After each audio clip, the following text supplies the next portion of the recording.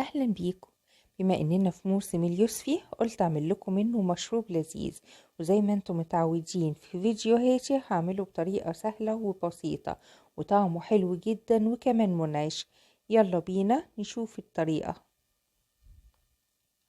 كان عندي اليوسفي ده بصراحة كانش زي البلدي بتاعنا اللي احنا متعودين عليه. شايفين القشرة بتاعته لازقة فيه عامل زي البرتقال بالظبط، ولونه فاتح وطعمه عامل زي الليمون. فبصراحة ما كنتش عارفة هويته ايه بالظبط في الحياة، فبدل ما نرميه فقلت اعمل منه عصير ومنه حاجة جديدة كمان ومنعشة ولذيذة. هبتدي ان انا اجهز المكونات. جهزت اليوسفي، يدوبك فصصته كده بس حاجة بسيطة علشان اعرف ادخله في الدورق. وبعد كده هحط عليه مية، كوباية مية ومعلقتين كبار من السكر. ممكن تزودوا لو انتوا حابين، وممكن كمان تحطوا عسل لو انتوا عايزين. وهبتدي ان انا اضرب كل المكونات ديت مع بعض لحد ما اليوسفي ينضرب حلوة قوي، وابتدي ان انا اخد كل العصير اللي موجود فيه. كده خلاص بقى جاهز معايا. هبتدي ان انا اصفيه.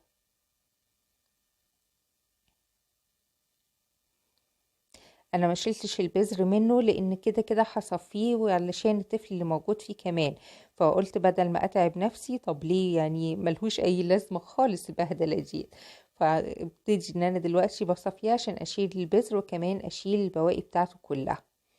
كده خلاص بقى العصير معايا جاهز. هبتدي ان انا اجهز الكاسات بتاعتنا. كنت شايلة يوسفياية كمان، وبعد كده اخدت منها كام فص من اليوسفي وهحط معاها ورق نعناع. جربوا الحركة ديت بجد هتلاقوها جميلة جدا. بضغط على اليوسفي مع النعناع كده بحيث ان هو اطلع طعم النعناع كله اللي موجود، وكمان اعصر اليوسفي بالشكل ده كده. اليوسفي ده برضو كان بالبذر بتاعه عادي جدا. الطريقة ديت بصراحة كانت مدية طعم العصير حاجة تانية خالص، كانت مودية في حتة تانية فعلا. وحطيت تلج. الجو دلوقتي يعني مش ساقع قوي، وفي نفس الوقت انا كنت حاطة مية عادية ما كنتش حطها ساقعة، فالتلج ده هيعادل السقعية بتاعته. وببتدي ان انا احط العصير بس ما بملاش الكيس للاخر، ان احنا هنزود كمان 7 اب. خلوا بالكم انتوا بتحطوا لان هو بيفور بسرعة جامدة.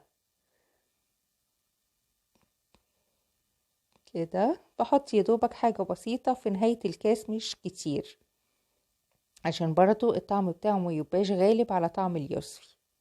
وبزين في الاخر بالنعناع. وكده بقى خلاص العصير جاهز معانا. احلى عصير بصراحة ممكن ان انتوا تشربوه. انا اتفاجئت بصراحة بالطعم بتاعه.